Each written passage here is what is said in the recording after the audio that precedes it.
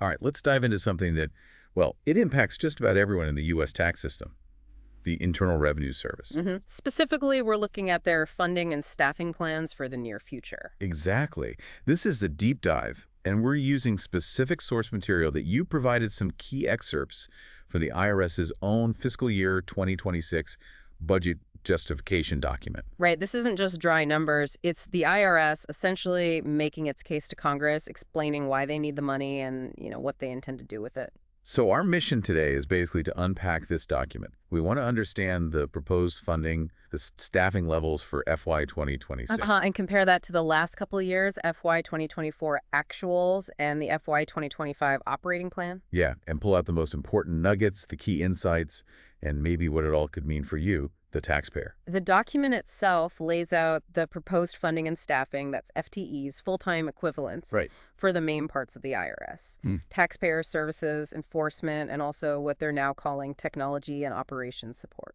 We'll look at the big picture request, how it's changing from before, what their priorities seem to be, their modernization plans. And they even give a little context by looking back at the most recent filing season performance. Okay, and right off the bat, the document seems to signal some pretty significant shifts coming for fiscal year 2026. Definitely. It mentions a major restructuring effort that's already happening. The goal seems to be making the IRS more efficient, more effective. Within the money they get appropriated, which is direction coming from the Treasury Secretary. And that translates into a proposed decrease in the overall annual appropriated funding compared to FY 2025. And also a pretty substantial proposed rescission, basically giving back money from the Inflation Reduction Act funds, specifically unobligated balances. Yeah, money that hadn't been earmarked yet. So big changes proposed. Okay, let's unpack this then.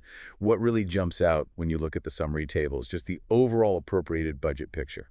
Well, the core funding stream, right. In FY 2024, the IRS got about $12.3 billion. Yeah. And the plan for FY 2025 basically held steady at that same level. Right, $12.3 billion again. But then you look at the proposal for FY 2026, and it drops significantly down to about $9.8 billion. Wow, okay. That's a proposed decrease of, what, $2.5 billion? Roughly, yeah. Over 20% less in those annual appropriated funds compared to the 2 years before. That's a substantial proposed cut in their main funding. How did the document frame that? It presents it as part of this restructuring path they're on, aiming to achieve their mission goals, but with less of that direct appropriated funding. And then alongside that, there's the IRA funding aspect. Yeah. The planned use of IRA funds seems to drop dramatically, too, in this 26 request. Oh, absolutely. The FY 2025 plan showed them using around $9.3 billion in IRA funding. But the FY 2026 request, it shows only about $2.2 billion. That's a massive drop. Like 76% less planned IRA funding usage year over year. Exactly. And that ties right into what you mentioned earlier. The document talks about rescinding $16.5 billion in those unobligated IRA balances. So money allocated under the IRA, but not yet committed to specific projects, is being proposed to be given back. It signals a pretty major change in how they intend to use that pool of money, which was meant for long-term modernization and enforcement. The scope, the timeline, it all seems to be shifting. Okay. So less overall appropriated money proposed and way less IRA funding usage proposed. How does this strategic shift play out across the different IRS functions? Yeah. Let's start with Taxpayer Services. Right. So Taxpayer Services, this is the part that helps you file, answers questions, processes returns, sends out refunds. The part most people interact with. Exactly. And here, actually, the trend flips compared to the overall budget picture. Oh, how so? For Taxpayer Services, the FY 2026 request proposes a significant increase, both in staff and funding, compared to the FY 2025 plan. Really? By how much? The FTEs, the staff count, jumps pretty dramatically, from just over 23,000 planned for 25 to over 34,000 proposed for 26. Whoa, that's almost a 50% increase in proposed staff for that specific area. It is, and the funding request goes up, too, by over 30%, from about $2.8 billion to $3.6 billion. That seems like a huge proposed investment in the customer-facing side of the IRS. It does, and it aligns with their stated priority of, modernizing the taxpayer experience. More staff there could mean better phone service, faster processing, maybe just better help overall. Though these excerpts don't detail exactly how they'd use all those new people within Taxpayer Services. No, not the specific breakdown, but the intent seems clear. Boost service. Okay, interesting contrast there. big proposed boost for helping taxpayers. What about enforcement? The audits, collections, criminal investigation side. Yeah, here the proposed budget tells a very different story. Yep. The FY 2026 request shows a substantial proposed decrease in both staff and funding for enforcement compared to the FY 2025 plan. A decrease. How much? The FTEs dropped from over 32,000 down to just over 22,000. That's roughly a 31% proposed decrease in staff. And the funding follows suit, down about 34%. From around $5.4 billion proposed down to $3.6 billion. Wow. So a big proposed cut to enforcement staff and budget. But wait, doesn't the document also say the IRS will prioritize revenue collections under this budget? It does, explicitly. So how? How do they square that? How do you prioritize collections with nearly a third fewer staff proposed? That's the million-dollar question, isn't it? Or, well, billion-dollar question. The document tries to address it. It suggests the plan relies heavily on getting more efficient. Efficiency through Technology, mainly. It mentions expanding the use of something called Enterprise Case Management, or ECM. ECM. What's that, essentially? Think of it like a modern, unified system for managing all their cases, audits, collections, investigations, the works. Okay. The idea is, by using this system better, they can cut down the time and cost for these compliance functions. So fewer staff could potentially handle more, or at least target their efforts more effectively. So the proposed strategy is cut enforcement staff and budget significantly, but hope that technology and efficiency gains, like through ECM, will allow them to still prioritize collecting revenue. That seems to be the core argument presented in the document, yes. Okay. What about the third main area, technology and operation support? They want to rename that, right? Yeah, they note they want to formally change it from just operations support to technology and operations support. Why the change? To reflect reality, basically. IT, information technology, is now the single biggest piece of this whole category. This part funds all the essential background stuff: rent, security, HR, finance. And critically, information services, which runs all the IRS computer systems, the IT backbone. Exactly. And the proposed numbers here, well, they show the most dramatic percentage cuts of all. Really? Worse than enforcement? In percentage terms, yes. Proposed FTEs plummet from over 10,000 down to just over 4,000. That's a nearly 60% proposed decrease in staff. Huge. Huge. And the appropriated funding drops, too, from about $4.1 billion down to $2.6 billion. That's roughly a 37% decrease in the appropriated funds for this area. Okay, this is where it gets confusing, maybe, because the document emphasizes that this very area, TOS, will be the only funding source for both running current IT and modernizing IT. Right, once the dedicated IRA money for business systems modernization, the BSM funds, runs out. So let me get this straight. They're proposing significantly less appropriated money for the function that funds all technology. Just as they're saying they want to prioritize IT modernization and finish most key IT projects in the next 2 years.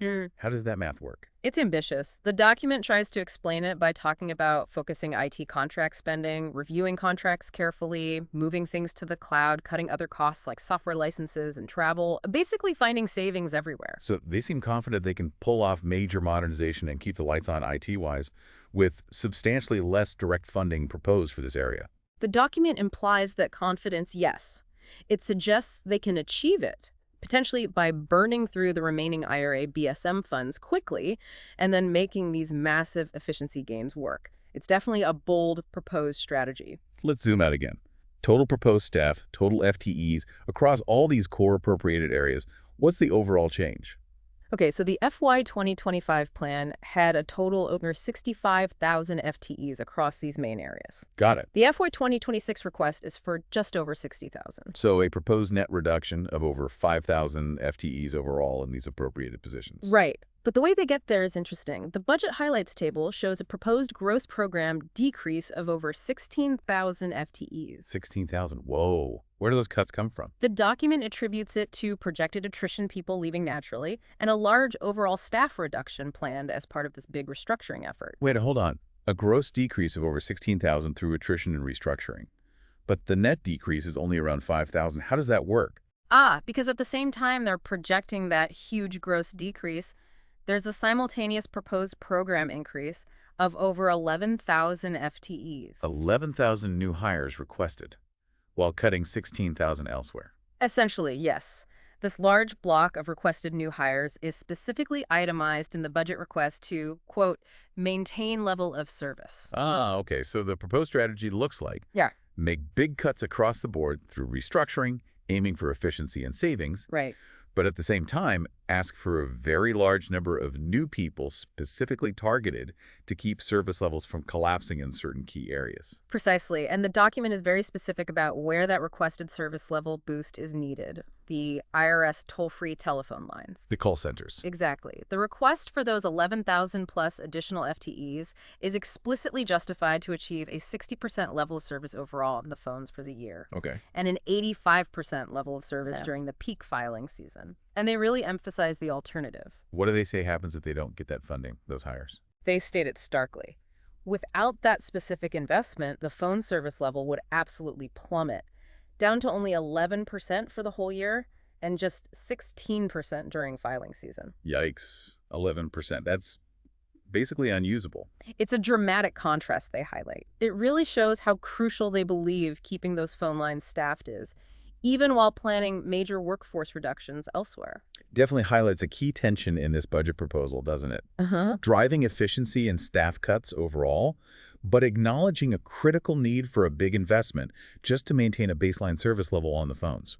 Which the document itself calls a vital resource for taxpayers. The document also gives a quick look back, right, at how the most recent filing season, FY 2025, went. Yes, they do. They showcase some positive results from that season. Like what? They mention handling 8.9 million calls with a really low average wait time, 3 minutes, and hitting that 87% level of service specifically for calls handled by customer service reps during the peak season. That's pretty good. Yeah, and they point to things like the callback option saving taxpayers, they estimate, over 742,000 hours of hold time, plus extending hours at the in-person taxpayer assistance centers. And on the enforcement side, any highlights there?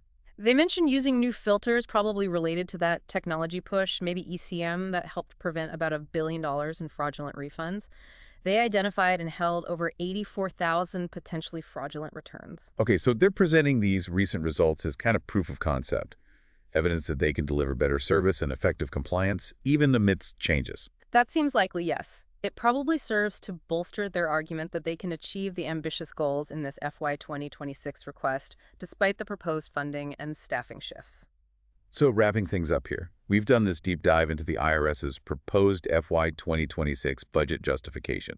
What are the main takeaways? Well, the big picture is a proposal for a significant cut in the overall annual appropriated funding. Right, and also giving back a large chunk of that IRA funding, all framed within a major restructuring effort.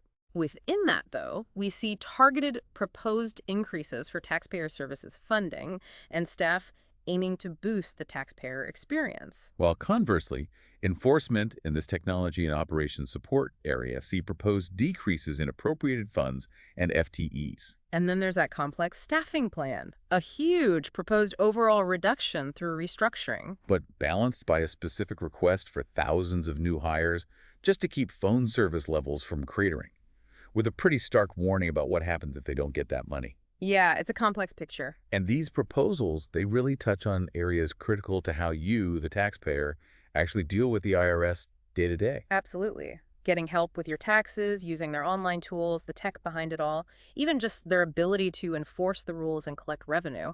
We've seen how these proposed changes try to juggle different priorities, efficiency, modernization, service levels, but under a tighter proposed overall budget, at least from annual appropriations. And the document itself notes they're trying to figure out more about how taxpayers use the different ways to interact phone, online, in person, even paper mail. Right, what's the experience like for each? And crucially, what does it cost the IRS to provide service through each channel? And they clearly link funding to service levels, especially for phones, warning that poor phone service could push people to other channels, which might be more expensive for the IRS or less helpful for the taxpayer. So here's something to think about as you process all this. The document lays out these proposed shifts, boosting staff for taxpayer service, potentially less capacity funded through appropriations for enforcement and core IT, that critical dependence on specific funding for phone lines. How might these shifts fundamentally change the way the average taxpayer interacts with the IRS down the road? Yeah, and what could be the unseen trade-offs for taxpayers trying to get help, for the IRS managing costs, for compliance? What happens if people shift dramatically from one channel to another because one works better or worse than the others due to these funding decisions? What are the consequences if, say, phone lines get that funding and improve, but maybe online tools lag, or vice versa? Or if enforcement capacity really does shrink, something to definitely mull over.